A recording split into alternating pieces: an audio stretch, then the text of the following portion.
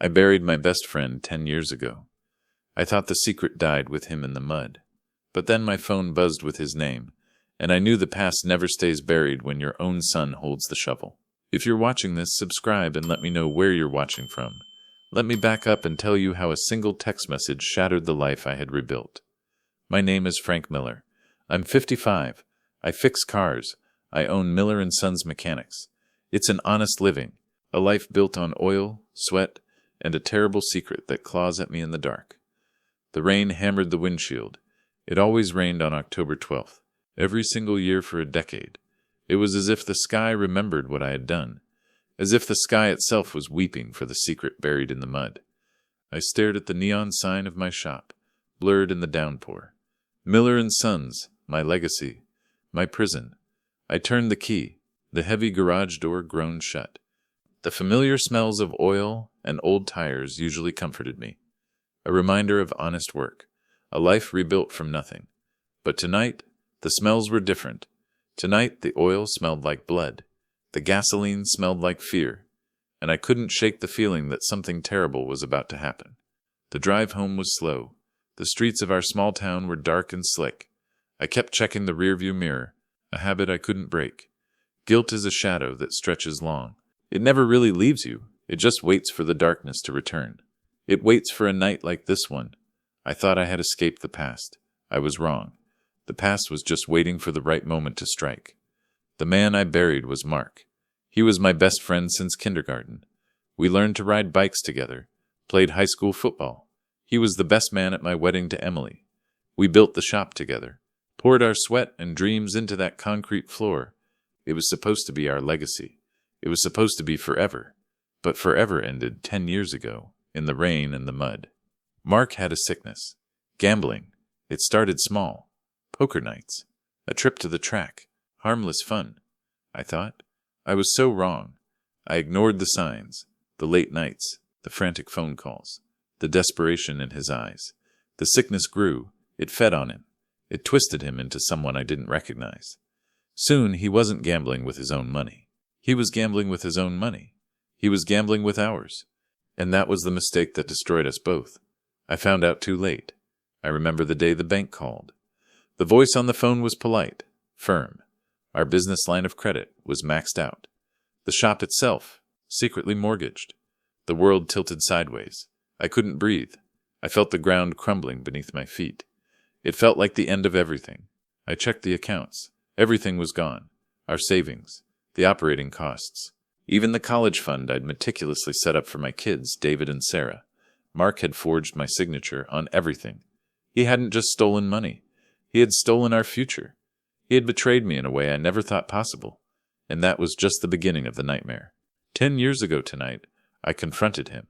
We met at the old abandoned mill outside of town, a place where we used to hang out as teenagers, talking about the cars we would own, the lives we would build. I just wanted answers. I wanted him to look me in the eye and explain his betrayal.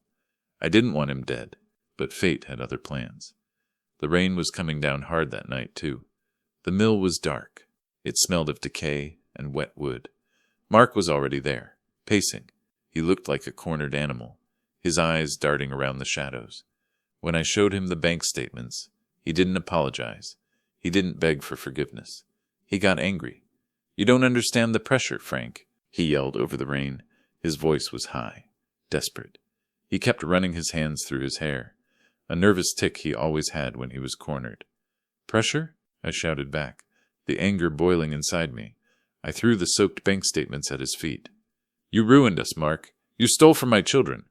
What kind of pressure justifies that? They were going to kill me, Frank. I had no choice."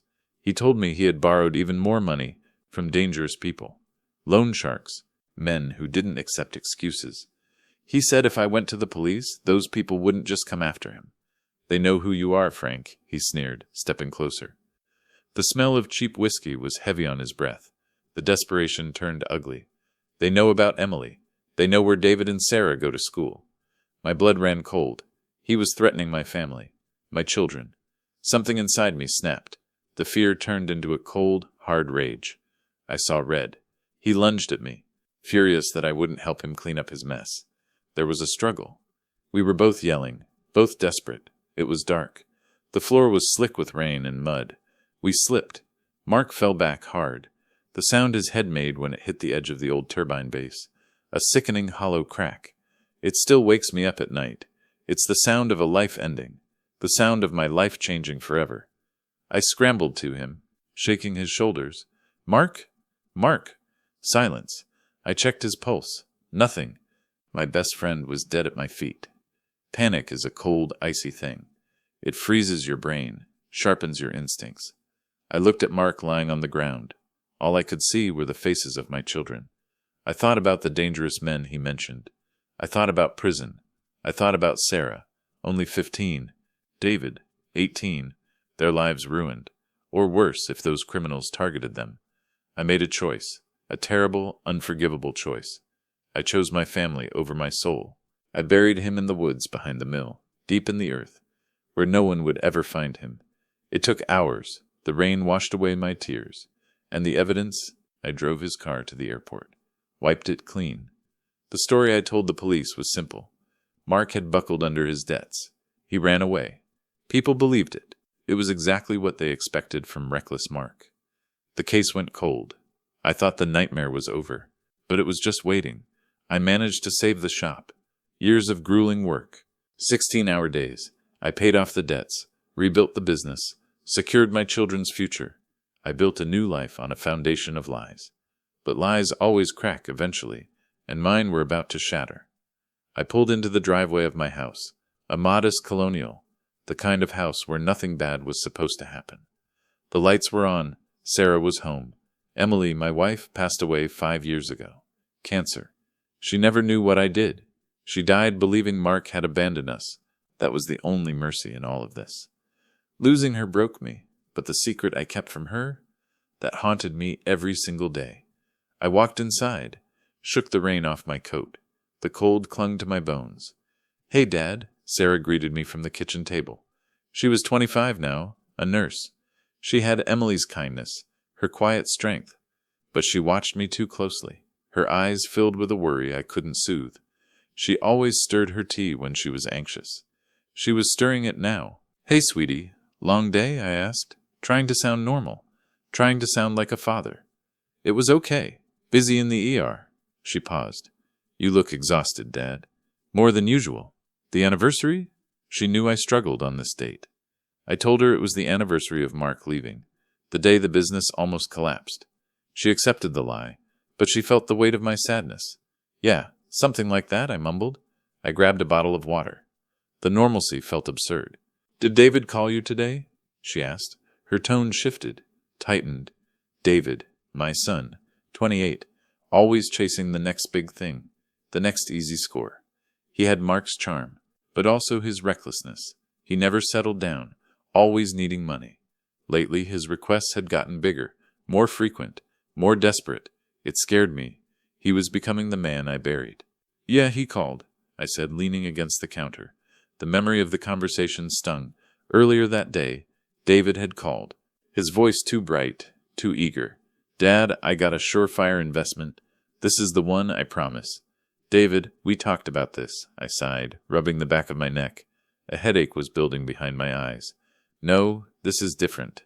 I just need $50,000 by Monday." 50,000. My stomach tightened. 50,000.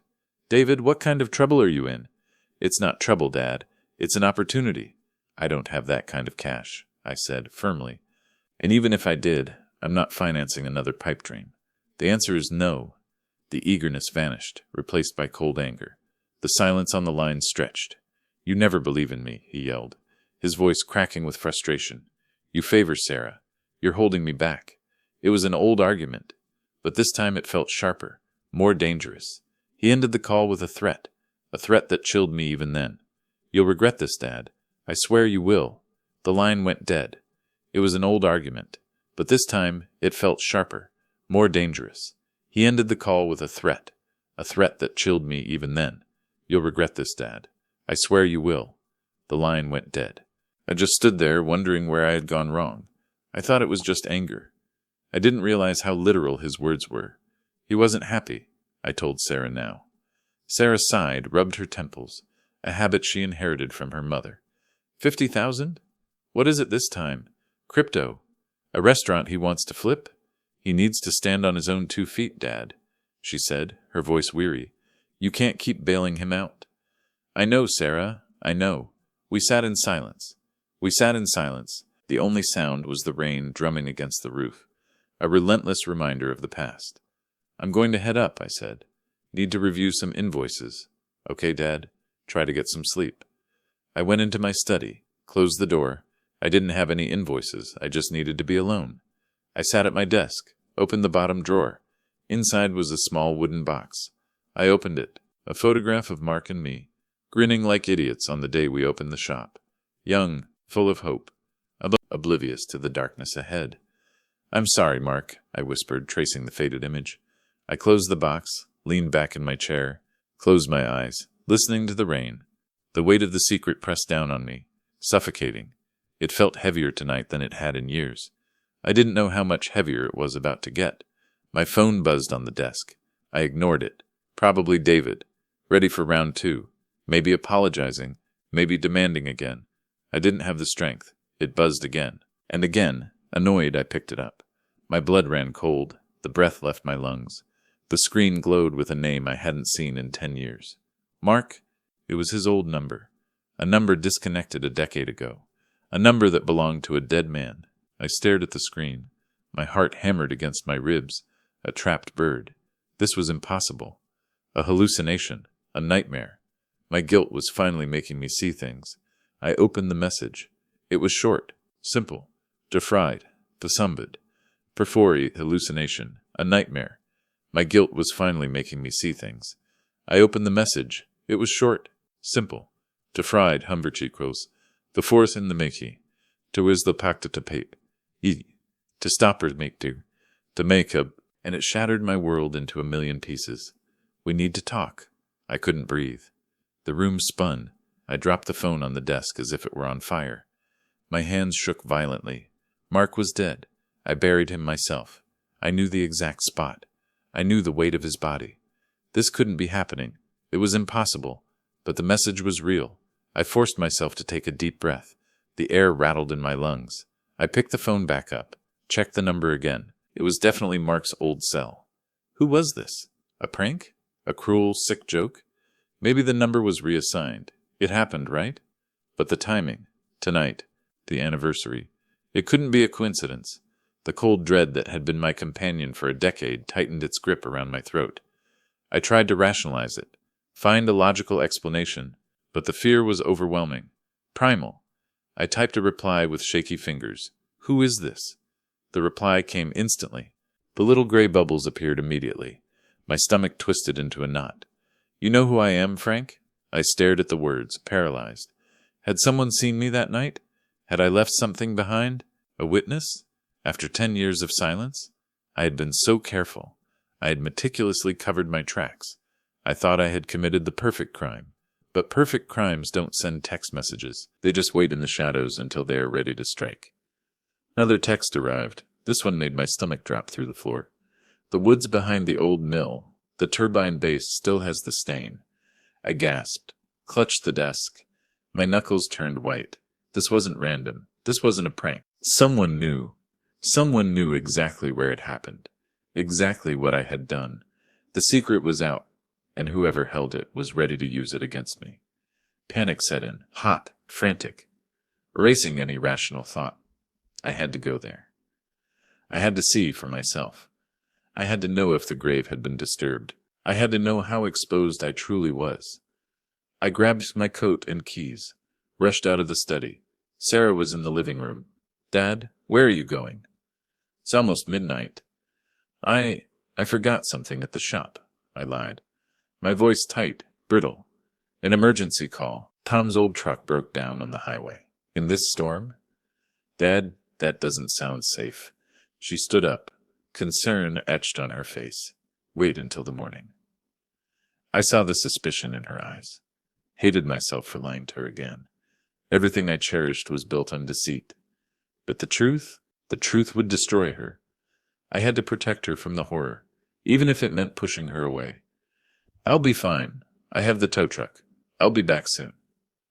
I had to wait for a reply. I rushed out the door, into the storm. The drive to the mill was a nightmare.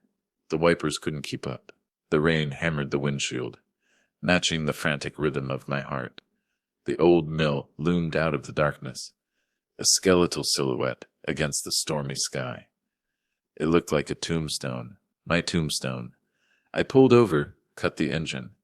The silence was deafening, broken only by the rain and the wind howling through the broken windows. I grabbed a heavy-duty flashlight, stepped out of the car. The cold air hit me like a physical blow. The mud had sucked at my boots as I made my way into the woods. The trees swayed, their branches casting eerie shadows on the ground, like skeletal fingers reaching for me. I knew the way by heart. I had walked this path 1,000 times in my nightmares. Every step felt heavy, weighted by memory and fear. I reached the spot, a small clearing, overgrown with weeds and thorns. I shone the flashlight on the earth. My heart stopped. The ground had been disturbed. Not dug up completely. The secret was still physically safe, but enough to tell someone had been probing the earth. Someone had been standing right over Mark's body, and near the edge of the clearing, half hidden under wet leaves. Something that didn't belong. A footprint. Fresh, large, a men's boot. Someone had been here, tonight. I knelt down, examined the print. The rain was washing it away. But the shape was clear. I didn't recognize the tread, but the size. The size was familiar. It sent a shiver of unwanted recognition down my spine. A sickening possibility began to form in my mind. A possibility I didn't want to face. Who was doing this? Who was tormenting me? I stood up, scanned the woods with the flashlight. The beam cut through the darkness. The darkness pressed in on me. I felt watched. The hairs on the back of my neck stood up. I wasn't alone. The air felt electric with unseen presence. My phone buzzed in my pocket. I jumped, the sound loud in the oppressive silence. It was Sarah. "Dad, are you okay? You've been gone for a while." "I'm fine, sweetie," I said, trying to keep my voice steady, forcing a calmness I didn't feel. The truck was in a ditch. "It's taking longer than I thought." "You sound strange, Dad. Your voice is shaking. Do you want me to come out there?" "No," I said, too quickly, too forcefully. "Stay home. I'm just cold, Sarah. I'll be home soon." I hung up before she could ask any more questions. I couldn't have her involved in this. Not now. Not ever. I needed to think. If someone knew, what did they want? Why the cryptic texts? Why not the police? I walked back to the car, my mind reeling, the mud clinging to my boots like the guilt clinging to my soul. I got inside, locked the doors, a fleeting, false sense of security. I sat there for a long time, staring out at the rain, the fear churning in my gut. Then another text arrived. This one was different. It wasn't a threat. It was a demand. "I need $50,000 by tomorrow night, or everyone finds out what you did, Frank." Blackmail. It was almost a relief, something I understood, something tangible, but the amount, $50,000. The exact amount David had demanded earlier today. The coincidence was too glaring to ignore. The terrible thought flickering in the back of my mind, the possibility I tried to dismiss, burst into flames. David, it couldn't be him, my own son, but the evidence was staring me in the face. The footprint. Large. David wore a size 12 boot. The demand for money. He was desperate. He had threatened me. "You'll regret this." The realization hit me like a physical blow, knocking the wind out of me. It wasn't a ghost. It wasn't a witness. It was my son. The betrayal was staggering, a pain so deep it eclipsed the fear. My own flesh and blood. The boy I had raised. The boy I had sacrificed my soul to protect. A wave of nausea washed over me. My instinct screamed to confront him, to shake him until he understood the magnitude of what he was doing, the horror he was unleashing. Yet, a darker thought whispered, if my son could do this, maybe the corruption in our family started with me. Maybe the darkness I carried had poisoned him too. How'd he found out?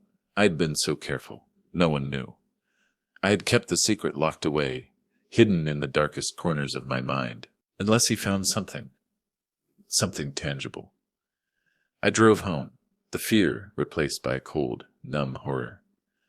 The house was quiet. Sarah was asleep.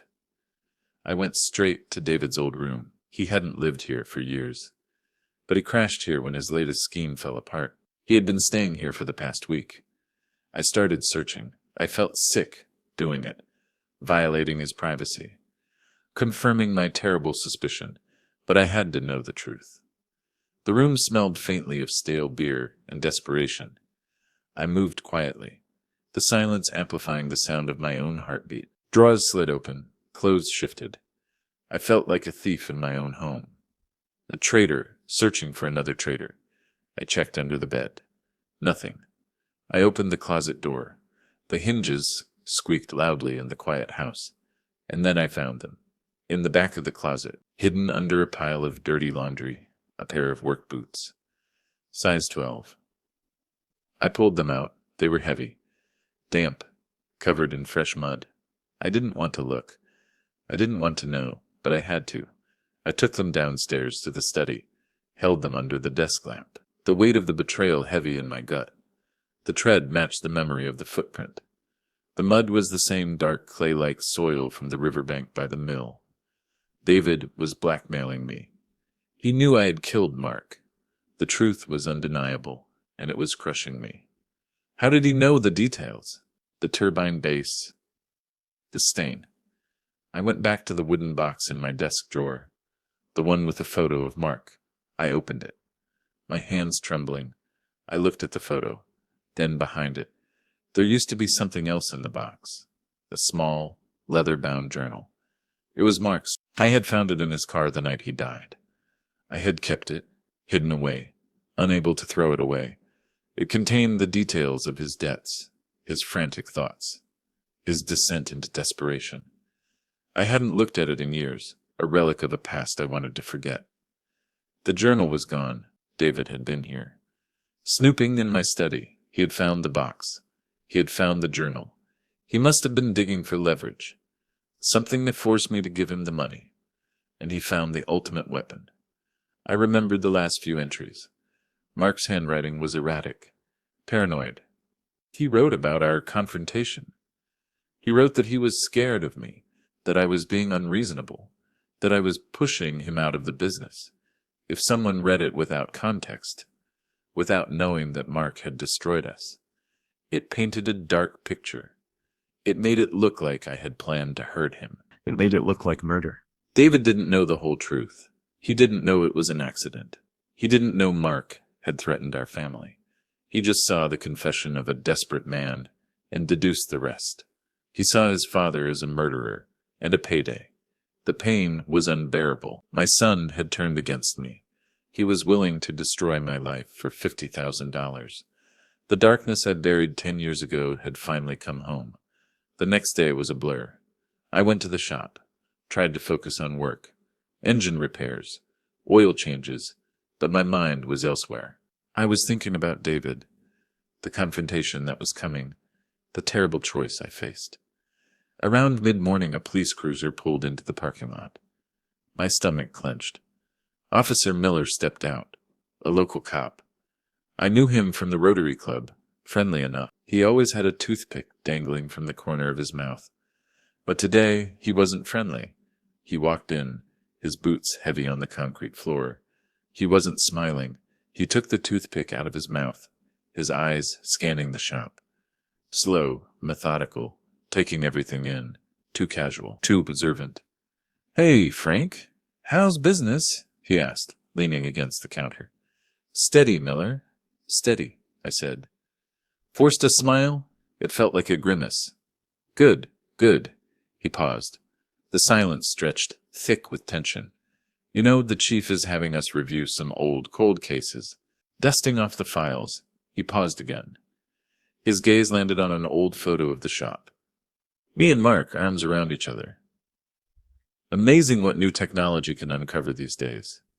DNA, phone records, you name it. He let the words hang in the air, a silent threat.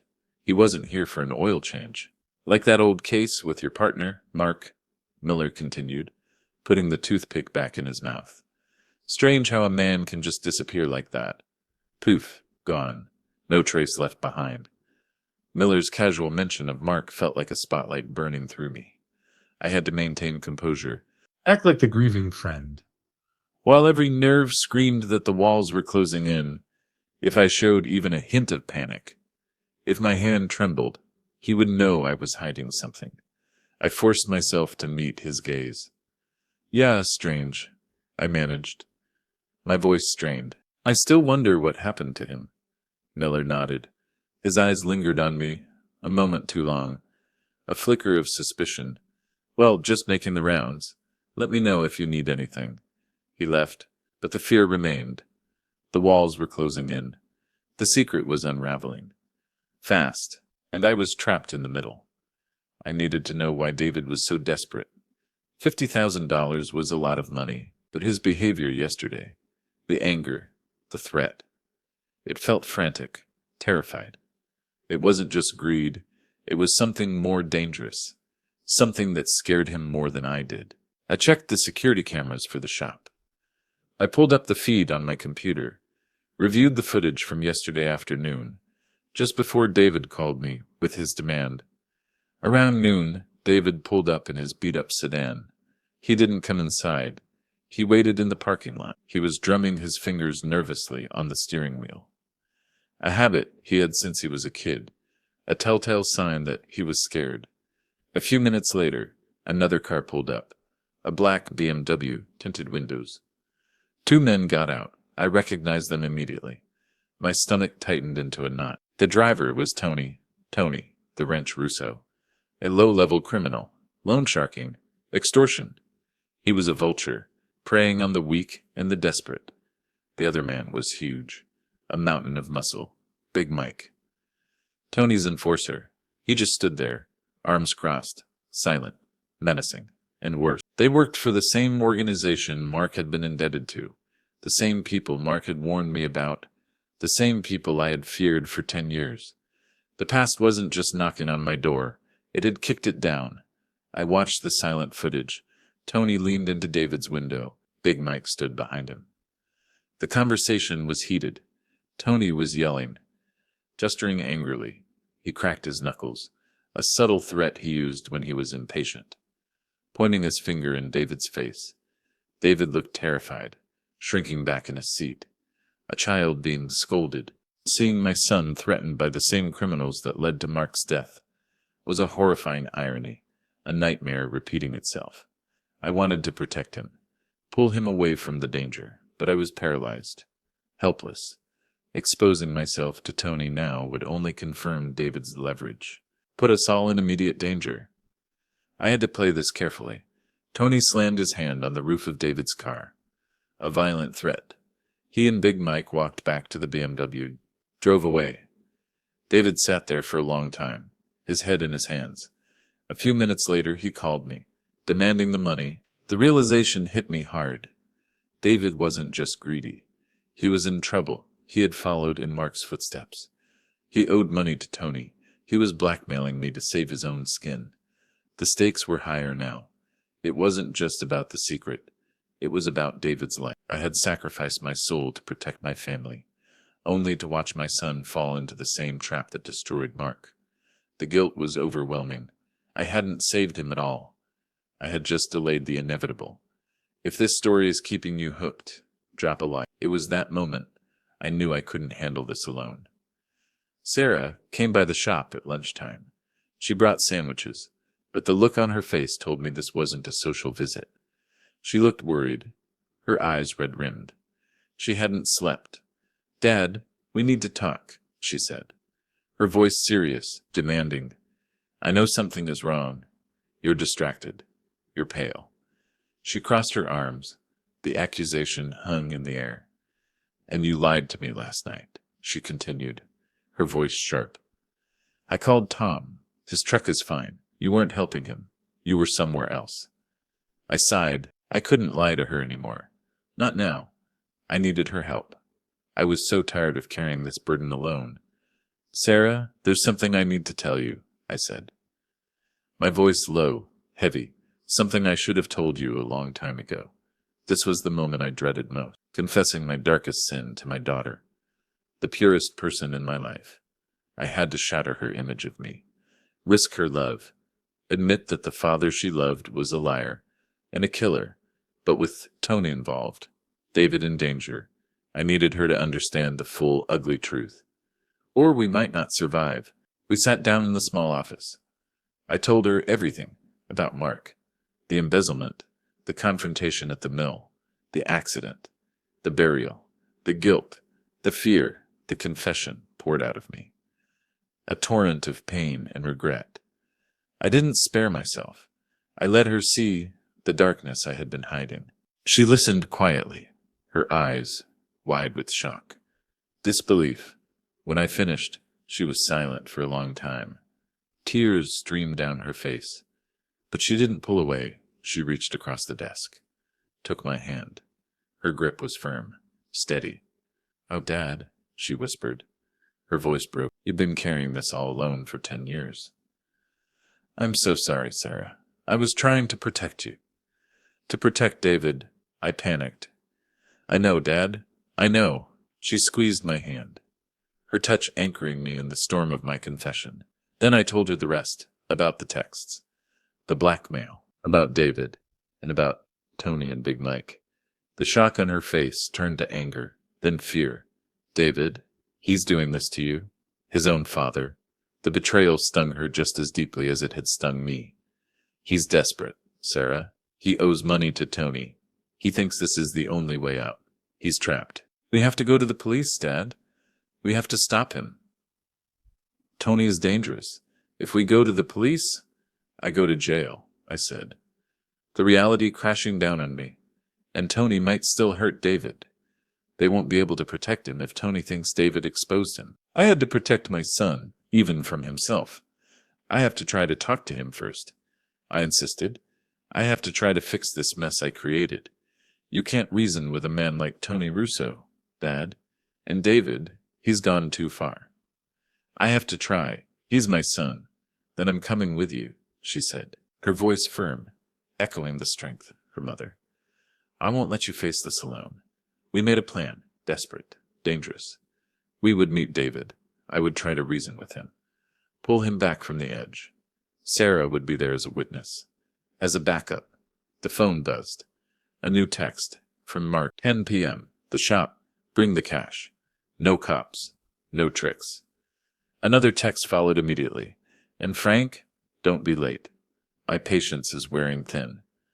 The tone was colder, harder. It didn't sound like David anymore. It sounded like Tony. The vulture had taken control. That night, 10 p.m., I was at the shop. The garage was dark, silent. The air heavy with the smell of oil and anticipation. Sarah was hidden in the office, the door slightly ajar, her phone ready to record everything.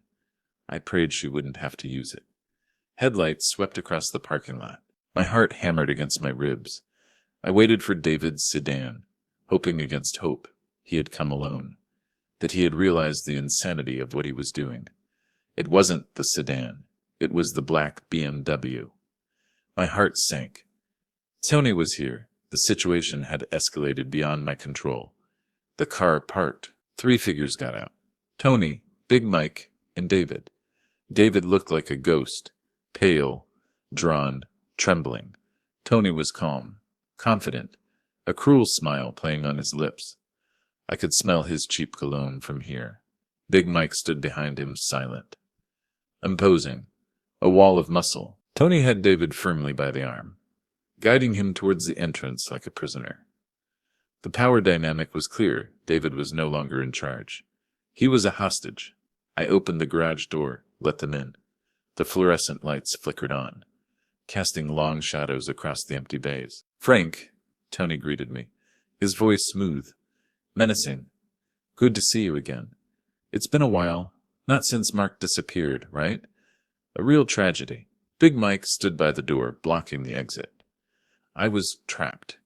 Tony, I said, my voice steady, masking the fear churning in my gut. What are you doing here? The arrangement was with David. The arrangement has changed, Tony said. He shoved David forward, hard. David stumbled, caught himself on a workbench. He wouldn't meet my eyes. He kept his gaze fixed on the floor. The shame radiating from him was palpable. He looked broken. Your son here tried to play me, Tony continued, his voice dripping with contempt. He walked around David like a shark circling its prey. He thought he could use your millers to clear his debt, keep the rest for himself. He underestimated my reach. He overestimated his intelligence. He told you? I whispered, looking at David, the betrayal stinging anew. My son had sold me out to a monster. He didn't have to tell me everything, just enough to get me interested. Tony pulled a folded stack of papers out of his pocket. Photocopies, Mark's journal. Interesting reading, especially the last few pages. He tossed the papers onto the workbench. The pages scattered, revealing Mark's frantic handwriting. Paints a nasty picture, Frank, Tony said, his smile widening. Premeditated, even. He had the journal. David had given it to him. The ultimate leverage. Handed over to a monster.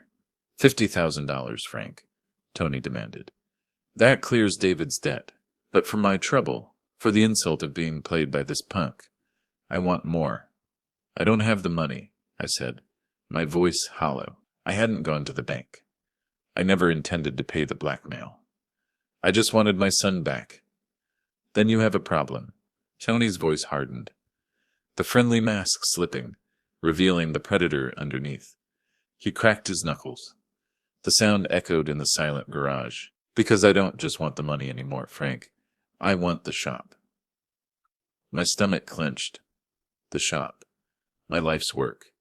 It's a good business, Tony said, gesturing around the garage. A clean business. Perfect for washing dirty money. You built a nice little operation here, Frank. He was taking everything. My legacy. My livelihood. The thing I had sacrificed my soul to protect. You can't do this, I said. Desperation creeping into my voice. I can, and I will. Tony stepped closer, invading my space. Big Mike shifted behind him. A silent threat. You have two choices, Frank. Tony leaned in close. The stench of his cologne was overpowering. You sign over the shop, right now, or these pages go straight to Officer Miller. He paused, letting the threat hang in the air, heavy and suffocating. And David here? Tony nodded towards my son. Well, let's just say his debt collection will become very painful. Mike here is very good at collecting. He specializes in breaking bones. Big Mike grinned. A cruel, empty grin. David whimpered, his eyes wide with terror. He finally looked at me, pleading silently. Seeing the raw fear in David's eyes, I realized my failure as a father had come full circle. I was forced to choose, my freedom or my son's life. A horrifying echo of the choice I made 10 years ago with Mark. This time, I couldn't let the darkness win.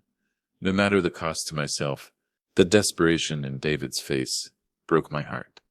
He was a fool, a coward, a blackmailer. But he was still my son. I couldn't let Tony hurt him. I couldn't let him destroy our lives. I had to think fast. I needed a way out, a way to protect David, to protect Sarah, to neutralize the threat. And then I remembered something. Something about Mark's debts. The money he had stolen. The money that started this whole nightmare. I looked at Tony, an idea forming. A desperate bluff, a lie to counter the lies that were destroying us. It's a journal? I said, my voice low. Did you read the whole thing? Enough to know you're a murderer, Tony spat. Then you know Mark embezzled money from the shop. Then you know Mark embezzled money from the shop. I continued, my voice growing stronger, finding a confidence I didn't know I possessed. A lot of money, money he used to pay off his debts. Debts to your organization. Tony hesitated. His eyes narrowed. He knew Mark owed them, but the details were fuzzy. It had been 10 years. Big Mike looked confused. But he didn't pay everything, I said, pressing the advantage. He held some back. A safety net. He was planning to run, but he didn't want to run. Broke. He hid it. And I know where it is. It was a lie, Mark had spent every penny. He was desperate, grasping at straws. But Tony didn't know that. His greed was his weakness, just as it had been Mark's, just as it had been David's. "You're lying," Tony said, but I saw the flicker of interest in his eyes. The greed overriding the caution. "Am I?" "The journal details everything. The accounts. The transfers. It's all there." I took a deep breath and threw out the number. "Over $100,000. Hidden away. Untouchable." David looked at me, confused. He knew there was no money, but he stayed silent. I stepped closer, lowered my voice to a conspiratorial whisper. "You let David go. You leave my shop alone, and I'll give it to you. All of it." I played to his ego. "You can tell your boss you recovered the money Mark owed him. Plus interest. You'll be a hero. A promotion, maybe." Bashington. "You'll be a hero. A promotion, maybe." Tony stared at me. Calculating. The temptation was too great. $100,000 versus a struggling auto shop. A chance to impress his boss versus the messy business of extortion and murder confessions. "Where is it?" he demanded. "I can't tell you," I said, "but I can show you. It's hidden at the mill, in a safe, buried under the floorboards near the turbine." I was improvising, creating a story out of thin air, using the details of my nightmare to create a new reality, a reality where it could save my son. Tony looked at David, then back at me. He made a decision. Greed won. "All right, Frank," he said, a slow smile spreading across his face. "We'll play your game, but if you're lying to me, I swear to God I will bury you right next to him." He signaled to Big Mike. Mike grabbed David by the arm, dragged him towards the door. "Let's go. You're driving." They got into the BMW, drove away, heading towards the mill. The taillights disappeared into the darkness. The silence that followed was heavy, suffocating. Sarah rushed out of the office, her face pale, eyes wide with terror. "Dad, what did you do?" "There's no money at the mill. You know there isn't."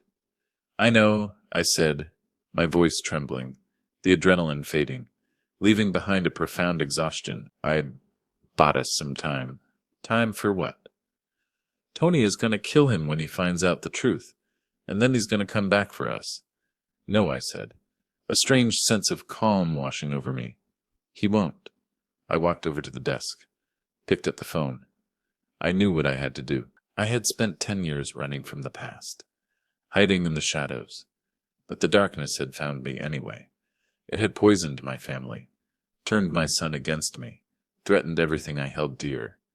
The lie had protected us for a decade, but now it was destroying us. There was only one way out, the truth. I dialed the number. "Officer Miller, please." Sarah's eyes widened. "Dad, what are you doing? You can't." "I'm fixing it," I said, my voice clear and steady. "I'm fixing everything." The phone connected. "Miller? It's Frank Miller." "I need to report a crime." I took a deep breath. "A murder." I confessed everything. "About Mark, the accident, the burial." I told him about Tony and Big Mike, the confrontation at the shop, the recording Sarah had made, the lie I told him to get him to the mill. I told him they were there now, armed and dangerous. I knew what I was doing. I was throwing away my life, my freedom. But I was saving my family. I was saving myself. The police mobilized quickly. They swarmed the mill, catching Tony, Big Mike, and David by surprise. I heard the sirens in the distance, a mournful wail that sounded like a song of redemption. Tony and Big Mike were arrested. Furious, empty-handed. The recording Sarah made at the shop was damning. Extortion, kidnapping, a host of other crimes related to their loan sharking operation. They were going away for a long time. David was arrested too, charged with blackmail. The trial was a media circus. The story of the buried body, the blackmailing son, the desperate father. It was the kind of story that small towns thrive on. We were the headline for weeks. Pleaded guilty to manslaughter and obstruction of justice. The truth, when finally brought into the light, was messy, complicated. Mark's financial crimes, his threats against my family, The accidental nature of his death. Judge Evelyn Reed presided over the case. She was a stern woman, known for her sharp mind, but she listened to everything. She peered over her glasses, seeing the pain, the regret. She factored everything in. The judge was lenient. I got 5 years. David got probation. Mandatory counseling for his gambling addiction. The realization of what he had done, the danger he had put us all in, shattered him. He came to see me before I was transferred to prison.